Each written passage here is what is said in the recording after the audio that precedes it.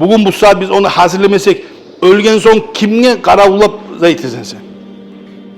Şunun için ulanın Musa da o da unutacak seni. Birinci bir ay okur yatsın sağa, son artta o da unutacak. Birevge de arka tayama, özüne arka tayama. Buna bugün bu saat. Zuhanın taymasın kolundan. Tasbih taymasın kolundan. Luboy balakı elhamdülillah taymasın avzundan. Peygamber ne ayet oğan? Aleyhissalatu vesselam oğul oşağın barda ustazlarda Allah beni öldüregen zamanla avzum çiğ küde. Çiğ manası zikrette oturup öldür Allah diye. İnsan yaşavına zikru ete turgan zamanda ölegen zamanda zikrumla ölecek kardeşler. Ha biz ne süreyiz? Biz aru kıdırma süreyiz. İbadet etme süreyiz biz. Yuklama süreyiz biz. Barzan süreyiz biz. Ama ölegende asabayım ölme süreyiz. Sucdada, Kur'an okuyuturup, ölegende ölme süreyiz biz.